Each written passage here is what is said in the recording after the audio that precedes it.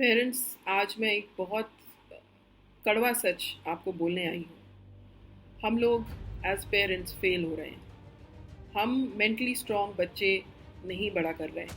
हम ऐसे बच्चे बड़ा कर रहे हैं जो थोड़ी सी तकलीफ़ आए, थोड़ी सी कमी कहीं महसूस हो तो उसमें वो बहुत ड्रास्टिक कदम उठा लेते हैं। यही कारण है कि आज बड़ी बड़ी संस्थानों में जैसे आईआईटीज़ या एम्स जैसी संस्थानों में जाने के बावजूद बच्चे सुसाइड कर रहे हैं। मेंटल हेल्थ से थोड़ा सा भी अगर उनके ऊपर स्ट्रेस आता है, चाहे पढ़ाई का चाहे काम का दबाव आता है, तो वो परेशान हो जाते हैं, डिप्रेशन में चले जाते हैं, एंग्जाइटी में चले जाते हैं। और ये डिप्रेशन एंग्जाइटी कोई मामूली नहीं है, ये ऐसी एंग्जाइटी या डिप्रेशन है जो उनके काम को, उनकी पढ़ाई को अफेक्ट करती है। इसका कारण ये है कि हम उन्हें डिफ़ॉल्ट तरीके से बहुत अच्छा और आरामदायक चाइल्डहुड दे रहे हैं। हम ये सोचते हैं कि हमारे बचपन में हमें ये नहीं मिला तो हम अपने बच्चे को ये दे दें। शायद सही था, हमें नहीं मिला, वो अच्छा था क्योंकि हमने उसे पाने के लिए, वो जो भी चीज़ थी उसे पाने के लिए मेहनत किया।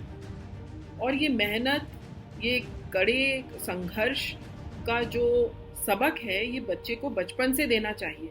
आप ये मत समझें कि वो बड़ा होगा तो अपने आप समझ जाएगा। बचपन जिस समय बच्चा बढ़ रहा होता है उस समय तो हमने सब कुछ उसे आराम से दिया। बच्चा एसी में बैठ रहा है, लाइट की उसे कमी नहीं महसूस हो रही, उसे सब कुछ तो मिल रहा है। अगर इन्हीं चीज़ों में कमी आ जाए तो वो परफॉर्म ही नहीं कर पाएगा। तो आप लोग ये कहेंगे कि फिर एज पेरेंट्स हम क्या करें? Moderation is the key. As parents आपको जो कमान है अपने हाथ में लेनी होगी। आप पेरेंट्स हैं, आप फ्रेंड्स नहीं हैं। आप एज अ पेरेंट उसकी बात सुनेंगे, नॉट एज अ फ्रेंड। आप फ्रेंड तभी होंगे जब आप एक अच्छे पेरेंट हो सकते हैं। तो इन बातों का ध्यान रखें अपने बच्चे के साथ। जहाँ पे जो अनुशासन लाना है वो अनुशासन लेकर आएं। आप ये मत सोचें कि वो बड़ा होगा अपने आप सीख लेगा। ये हम गलत सोच रहे हैं और उसका खामियाजा हम जैसे बहुत सारे माँ बाप को भुगतना पड़ रहा है। और आगे आने वाली जनरेशन में ये भी हमें देखने को मिलेगा कि उन बच्चों की प्रोडक्टिविटी कम हो गई है।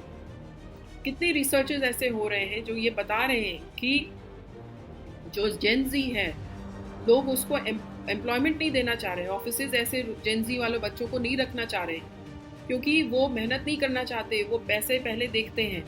मेहनत करने की बात आए तो उन्हें लगता है कि आराम से काम हो जाए तो ही हम करेंगे। आपको समझ में आ रहा होगा कि आने वाले 10, 15, 20 सालों में ऐसे लोगों की हालत कितनी ख़राब होने वाली है। जब इनके ऊपर जिम्मेदारियां आएंगी तो ये कैसे ज़िंदगी के संघर्षों से आगे आगे बढ़ेंगे। तो इस बात को ध्यान रखें। एज अ पेरेंट आप उनकी पढ़ाई लिखाई, खेल कूद इत्यादि पे ध्यान दें, उसको सपोर्ट करें, उसको फैसिलिटेट करें। पर जहाँ पे अनुशासन होना है वहाँ पे अनुशासन करना भी आपका ही काम है। हर चीज़ स्कूल पे, टीचर्स पे छोड़ना हमें बंद करना होगा। अपने बच्चों की जिम्मेदारी हमें स्वयं लेनी होगी।